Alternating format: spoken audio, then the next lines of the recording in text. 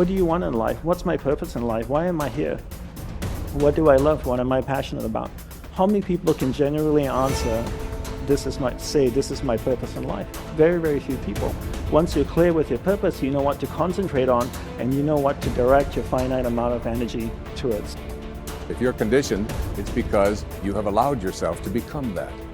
And if we've conditioned ourselves to believe certain kinds of things, and one of the things that we kind of believe and hang on to and live with is this whole idea that all of the things that happened to me in my past are what are keeping me from doing what I'd like to do today. So we hang on to these things and we fill ourselves with blame. You have some options. Here you are exploring the variety of your environment and coming into alignment with who you really are, and then allowing all of that to flow through you too. So in every moment in time, you have the option of focusing in a way that increases and enhances your alignment and your joy, which causes you to resonate with everything you put into your vortex, or something else.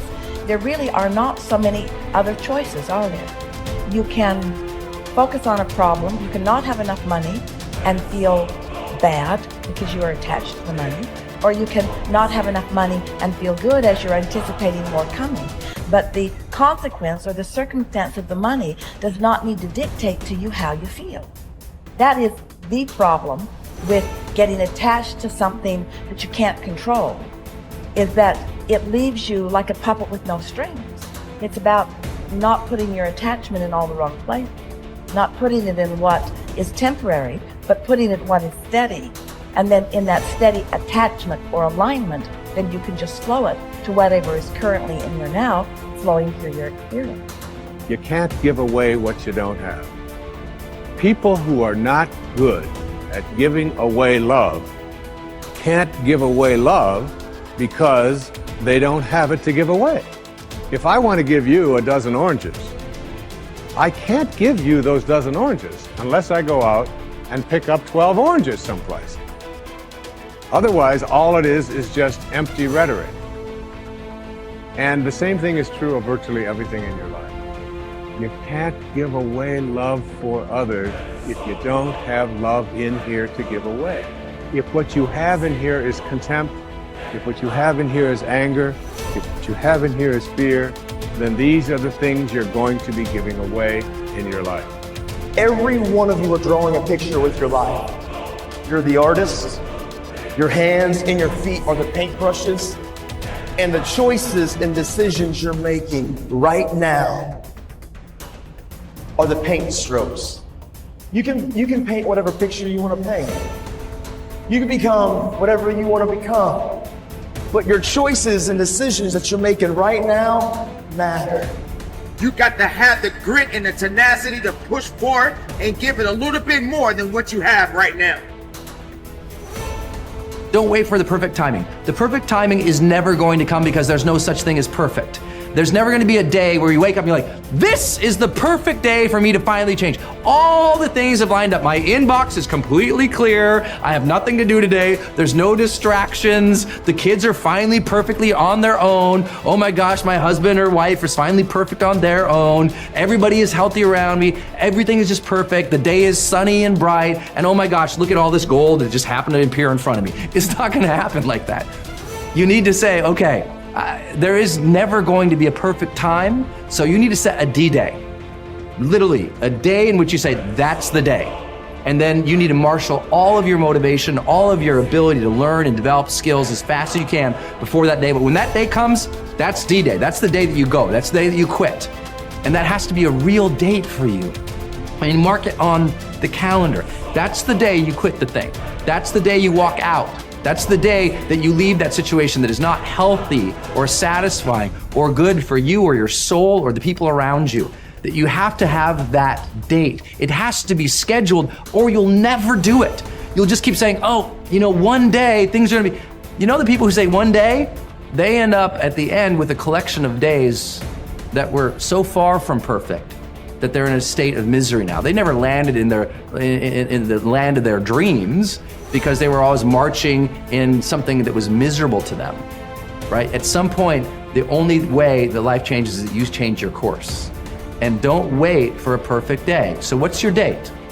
People who earn large incomes aren't lucky, and they're not crooks as those without money are so fond of pretending, nor are they endowed with more brains or talent necessarily than their friends and neighbors, nor are they privy to occult secrets, and only a very few were lucky enough to have had rich fathers or grandfathers. Most of the people earning the big incomes today started the same way you and I did, and most other people. The only difference between the men who earn big incomes and those who earn small incomes is that those earning big incomes decided to earn more. They're the people who made it their business to earn more. You see, people do what they make up their minds to do.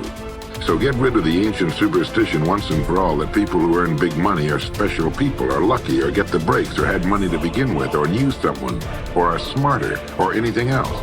These are alibis. They can all be disproved 1,000 times. The reason there are so many of these alibis around is that men who fail to make the grade financially are seldom honest enough to just admit that they really didn't try and keep trying. So in order to justify their failure, in order to remain seated, they dream up and pass along these old alibis. We're all self-made, but only the successful will admit it. The commitments we make to ourselves and to others, and our integrity to those commitments, is the essence and clearest manifestation of our proactivity. It is also the essence of our growth through our human endowments of self-awareness and conscience. We become conscious of areas of weakness, areas for improvement, areas of talent that could be developed, areas that need to be changed or eliminated from our lives.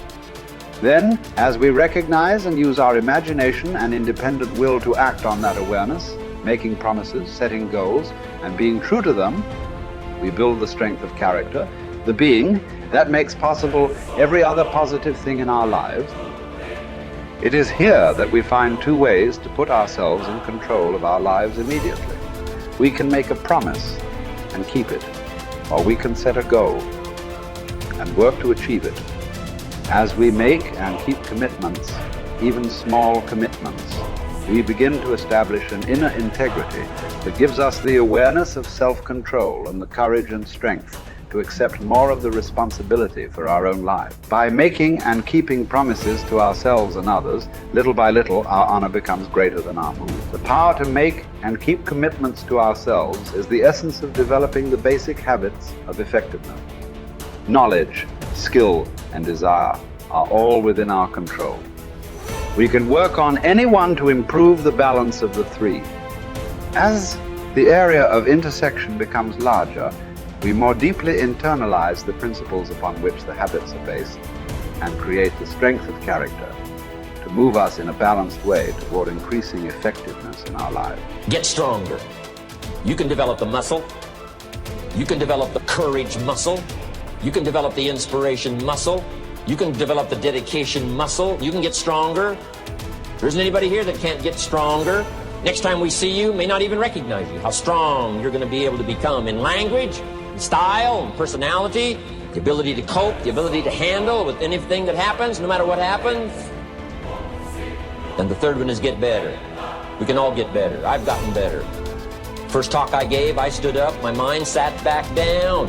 But here's the secret to my success. I stood up and did it again. Stood up and I did it again. And I did it again, and I did it again all those many years ago. I did it when I was scared, and I did it when I didn't want to, and I did it when I was ill. And I did it when it didn't work well, and I did it when they didn't appreciate it, and I didn't a lot of times when I didn't know much what I was doing. I just did it anyway. And now all these years later, I'm asked to walk on this stage with the greatest introduction I've ever had, greatest response and welcome I've ever had, the greatest opportunity I've ever had to touch this many lives with a mixture of words and heart and soul. I got better. I got better day by day and week by week and month by month, and I'm asking you to do the same thing until you can develop a long arm and a long reach, until you can develop influence that won't quit. Touch people next year you couldn't touch this year. Touch people now you couldn't touch before. Conduct a meeting now you couldn't conduct before. Heart and soul now mixed in there that wasn't there, missing before. I'm asking all of you to get better in spite of the winters, in spite of the downturn, the money downturn, the social downturn, the personal downturn, whatever it is. Just get stronger. Get better. The key is not to wish for a better winter, key is to wish for more strength, more wisdom, more courage, get better, get wiser, get stronger.